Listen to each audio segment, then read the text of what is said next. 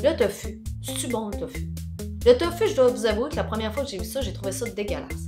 Donc, puis même ma fille, la première fois qu'elle a vu ça, elle a pris ça pour du fromage, puis elle en mangeait de façon instinctive, crue. Aujourd'hui, je fais manger du tofu à ma fille, à mon conjoint, puis je mange du tofu moi-même, ce qui me surprend énormément. Pourquoi je mange du tofu? Ben, 1, c'est pas cher. 2, ça se fait vite. Puis 3, ça peut goûter n'importe quoi parce qu'à la base, le tofu, ça goûte rien. C'est juste une question de texture.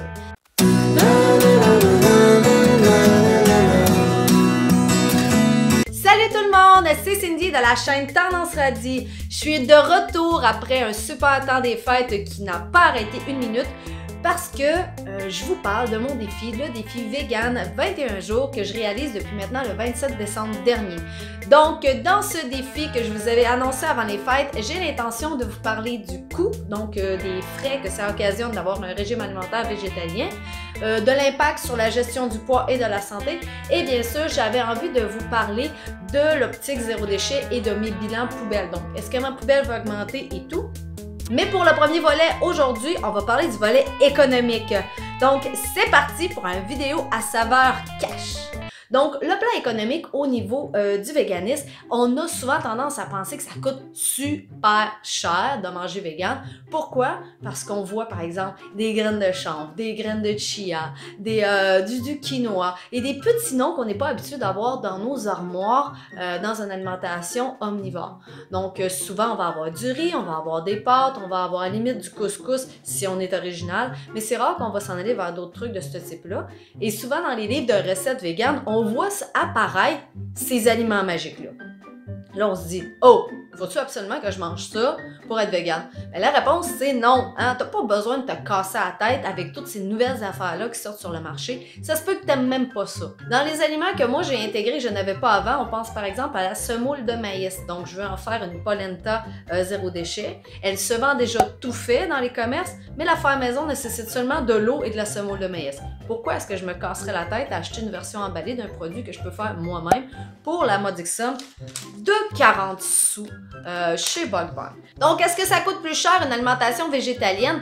Tout va dépendre, bien sûr, de ce que vous allez avoir envie de manger. C'est sûr que si vous allez à l'épicerie et que vous dites « je vais acheter les croquettes de poulet vegan, le faux poisson vegan, je vais acheter les cannes de tofu vegan, je vais acheter tous les trucs inimaginables transformés vegan », vous allez voir votre facture grimper de façon faramineuse. Mais si vous allez au niveau des aliments secs, et même au niveau des aliments cannés, par exemple, une boîte d'haricots, on pense à peu près à 88 cents. J'ai vu chez Maxi pour une boîte d'haricots déjà préparée. Eh bien, si vous la comparez, par exemple, au kilo d'haricots secs, ben, en vrac, on va payer environ, si je regarde sur ma feuille ici, des haricots secs, on parle d'à peu près 3,29 le kilo pour des petits haricots noirs chez Bug Barn. C'est cher, honnêtement, contrairement à un sac qu'on peut retrouver, par exemple, déjà tout fait, qui va nous coûter 3 $ également pour des fois jusqu'à 4 livres. Donc, ça, à vous de voir si vous voulez faire le défi zéro déchet ou non. Moi, je vous le dis personnellement, c'est là que j'ai été, mais encore une fois, il y a des économies à faire selon le prix au 100 grammes et selon le prix au kilo, avec les rabais, sans les rabais. Bref, magasiner, ça vaut la peine pour réduire encore plus votre facture. Ou on va payer un peu plus cher, c'est au niveau des condiments. Donc, il faut s'attendre à avoir une mayonnaise végane tout faite du commerce qui va coûter entre 5 et 9 $. Donc, soyez pas surpris, faites pas des grands yeux comme ça. Ça coûte plus cher. Par contre, le ketchup, c'est vegan. Vous avez plein de sauces du commerce quand vous lisez les ingrédients en arrière qui sont vegan. La sauce soya, c'est vegan. Donc, vous avez plusieurs façons de réduire ou de consommer la même affaire. Vous avez probablement plusieurs items dans votre armoire qui sont déjà vegan puis vous le savez même pas. Donc, une toast au beurre de peanut le matin, c'est vegan, hein, just saying. Cindy, manger vegan, est-ce que ça coûte plus cher parce qu'on va manger plus de légumes? Dans la vie, à la base, tu es censé manger plus de légumes. C'est pas parce que tu vas être vegan que tout d'un coup, ton assiette va comporter plus de légumes. Selon le nouveau guide alimentaire canadien et même la plupart des nutritionnistes, on devrait toujours manger la moitié de notre assiette en légumes, que ce soit de la viande de l'autre bord avec des céréales ou que ce soit des produits d'origine végétale et des protéines d'origine végétale. Donc, tu es censé manger la moitié de ton assiette en légumes. Est-ce qu'être vegan va faire en sorte que tu vas augmenter ta facture d'épicerie au niveau des légumes? Non. Qu'est-ce qui va faire varier le prix de ton épicerie au niveau des légumes? Ben, c'est le prix des légumes en soi. Donc, c'est sûr que si tu vas zéro déchet, tes poivrons à l'unité en vrac vont te coûter beaucoup plus cher que le sac de 4 poivrons. Ça, je te le dis tout de suite. Cette semaine, par exemple, les poivrons étaient à 3,99 pour 4. Moi, j'ai payé les miens 7 $ parce que j'en ai acheté 4 en vrac.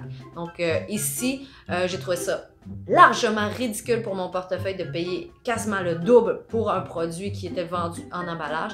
Sauf que lorsque j'ai regardé la provenance, j'ai noté que dans un des cas, c'était le Canada et dans l'autre des cas, on parlait du Mexique. Donc, les produits et leur provenance et le prix du marché peuvent influencer le prix de vos légumes. Donc, c'est pour ça qu'on vous invite à consommer des produits qui sont locaux le plus possible. Hein, les carottes, ça vaut pas cher l'année longue. Le chou, ça vaut pas cher l'année longue. Les patates et ces trucs-là, c'est quelque chose qui est assez économique et qui passe un peu partout. Ensuite, si vous désirez rajouter des aliments un peu fancy dans votre alimentation, comme du kale, vous avez envie de manger de la carambole parce que vous avez vu une photo design vegan avec des caramboles dessus, vous avez dit ça va être écœurant. Là, c'est un choix. Hein. Moi, payer 2 pièces pour une carambole, je trouve ça un petit peu ridicule. Donc, libre à vous de le faire, mais ça va déterminer aussi le prix de votre épicerie.